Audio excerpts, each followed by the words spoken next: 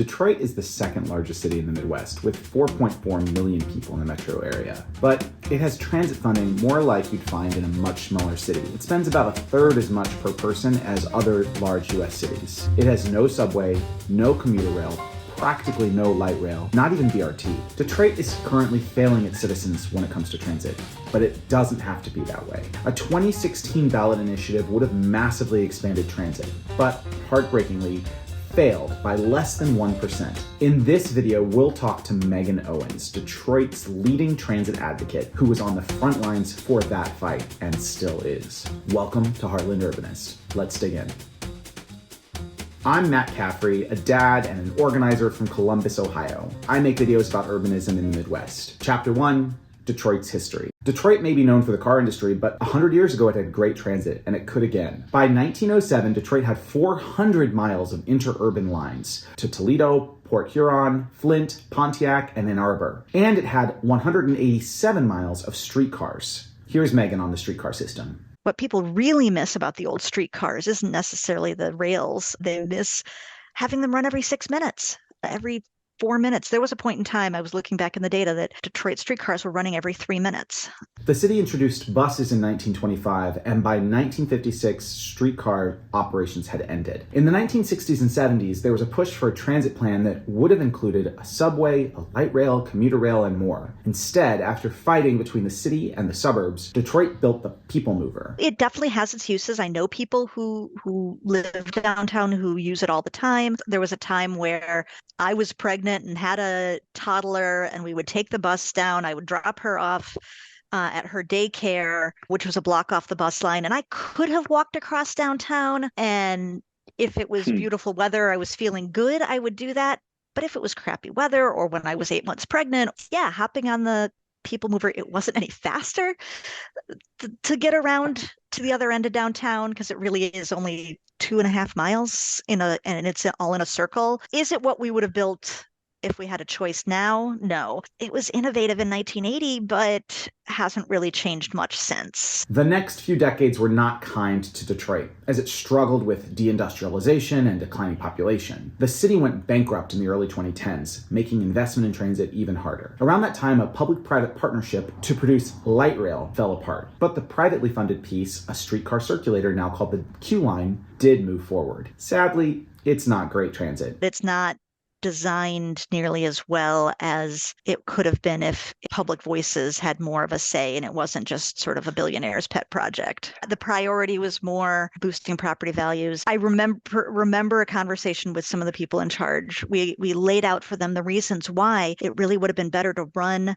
the streetcar down the center of the road, having it in its own dedicated lane for most of the way. They really wanted to have it down the side of the road in shared traffic. And we explained, well, all these right-turning cars are going to really slow it down, and anybody who's misparked or during traffic, it's not going to be any faster. And they're like, we explained all these reasons how it was going to be slow, and they're like, yeah, so they didn't care about speed. They wanted it to be a friendly downtown circulator. They wanted people to be able to step on, go out to lunch, step on the streetcar, step off to run into a store to buy something else. And so they have had a ton of problems with it being really slow. It's a nice connection, which is great, and it does connect some of the busier areas, but it's not what it could have been. So we have these two little tiny trains that, if they were part of a really robust network, would both be great. Today, despite having tens of thousands of residents who really need good transit, Detroit's bus system suffers from too little service and not enough drivers. Even here in the Motor City, we've got an awful lot of people who are either too young, too old, physically, legally, financially unable to drive, but still deserve just as robust and thriving a life as anyone else. We've got a huge shortage of bus drivers because they're not getting a competitive or living wage. And that means the agencies aren't providing enough service, and people are regularly being left stranded. Buses not showing up when they're supposed to. It's a real crisis. And that's pretty much where things stood in the early 2010s. The city in bankruptcy, the bus system that tens of thousands of people counted on that wasn't meeting their needs, and a clear need for more investment. Southeast Michigan spends about a third per capita of what most major metropolitan regions spend on our public transit. And unfortunately, it shows. We've got tens of thousands of people who depend on the service every day, but it's not providing the quality they need. As the auto industry made a comeback and the city exited bankruptcy, the time was right for Detroit to take a bold step forward. But they were starting from square one. We, at that time, didn't have an agency in charge. There was no one in charge. So the first big step that took several years was to get a regional transit authority created, an entity. Instead of having the city run its transit, suburban towns run theirs, pockets where you don't have anything, Ann Arbor that's only 40 miles away, yet has a massive university being completely isolated. We finally were able to get a regional transit authority created, the RTA, that works across Detroit and its three biggest neighboring counties. And they're in charge of both coordinating, investing in, funding, figuring out ways to innovate on public transit. They quickly recognized that, we're sorely underfunded. And so what the next big thing that we needed was a boost in funding. There was no, and there still sadly is no dedicated regional funding source. Most major metro regions in the country have some sort of dedicated funding source. It took a lot of wrangling. We had some conservative county leaders who were not that supportive of it, but with enough arm twisting, we were finally able to get it on the ballot. Chapter 2, a bold plan. So, what was in the plan? Owens explains. It would have had a commuter train between Detroit and Ann Arbor and the airport. It would have had several bus rapid transit lines along some of the busiest corridors where it made a lot of sense. It would have expanded transit into some places that absurdly didn't have any, and boost frequency. It had a lot of really good pieces about how do we make sure everybody can get where they need to go reasonably reliably, and if you're in a major dense area, reasonably quickly. A 1.5 mil property tax.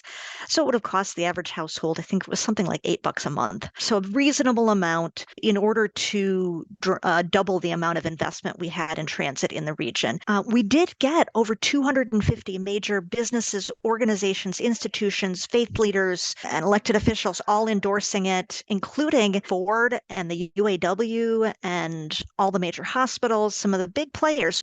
Chapter 3. The outcome. While the country was reeling from the shocking outcome of the presidential election that year, Detroiters woke up to the news that the ballot initiative that would have transformed their city had narrowly failed. Ultimately, 894,000 people voted yes. They were willing to increase their taxes to fund public transit, but 913,000 said no. So by less than 1% of the vote, it was defeated. It was pretty heartbreaking because it was a really good plan. And yes, someone will always nitpick the details, but there were a lot of good things in it. What went wrong?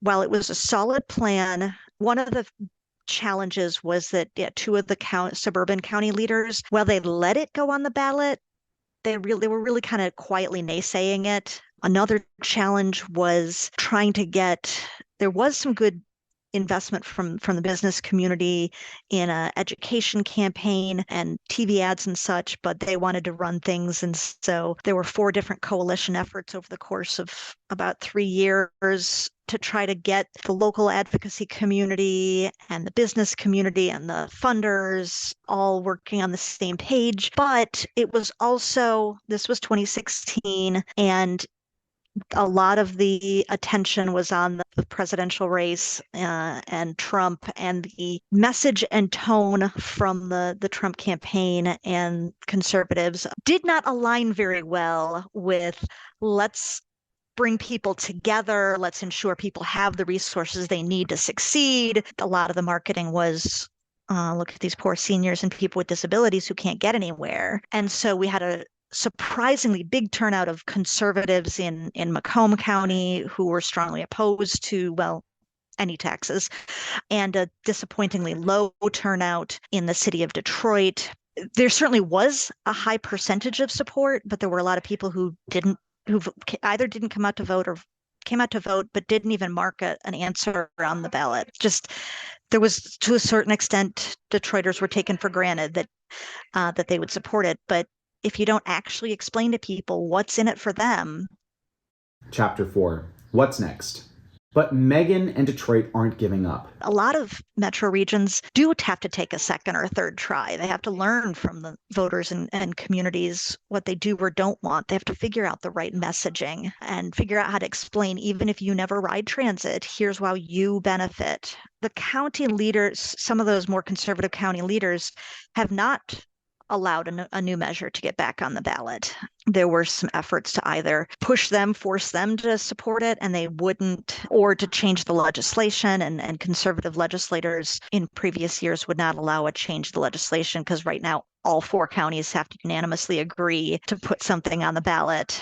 Just 2 years later, in 2018, Michigan elected a pro-transit governor, and in 2022, a pro-transit majority took over the state legislature. We've got new Democratic leadership. We've got Detroiters who used to personally ride the bus, who are now running the legislature. While Michigan's got a lot of different issues it's tackling, we should have more support. And so we're working to see if we can make some changes. So can the 3 counties who want to see a boost in transit funding, can those 3 counties come together and put a measure on the ballot? Could maybe just the urbanized area be taxed? We don't want anyone to have nothing because everybody needs some level of transit. So we still very much need to boost investment in transit. And so hopefully we'll be able to make some progress on that moving forward. Megan sees a lot of potential in Detroit's transit future.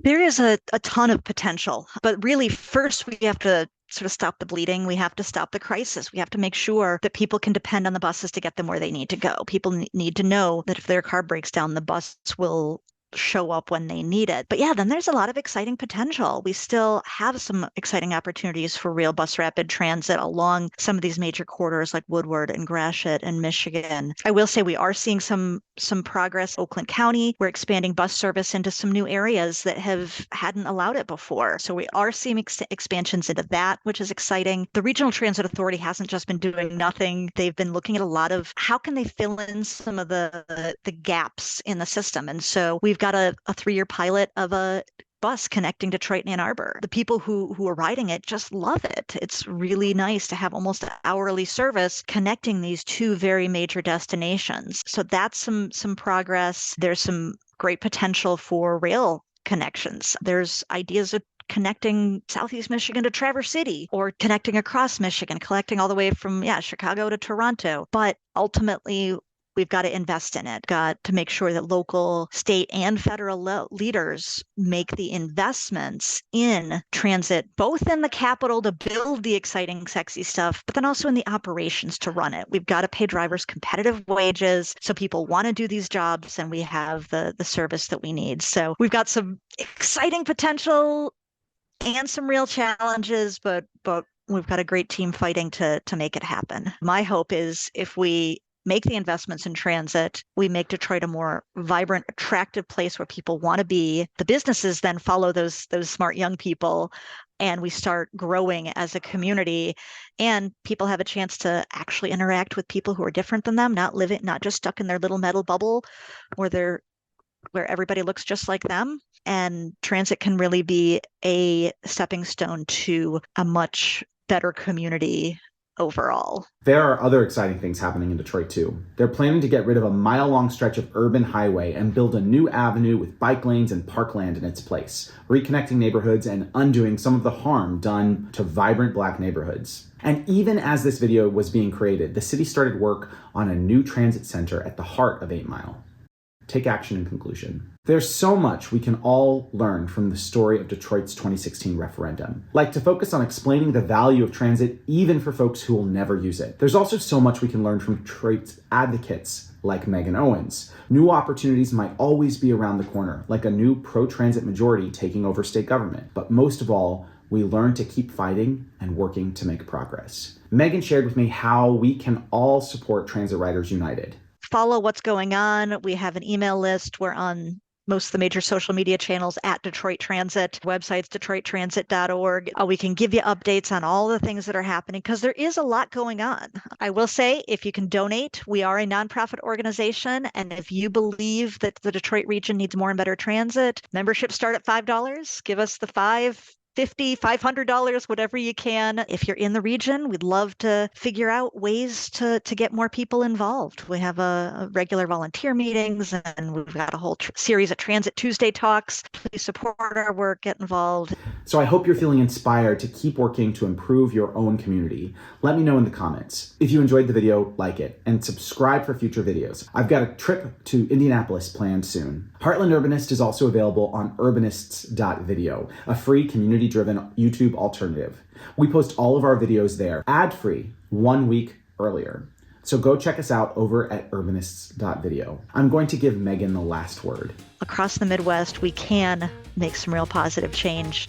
There are great people fighting to make it happen. So let's keep working together to make that happen.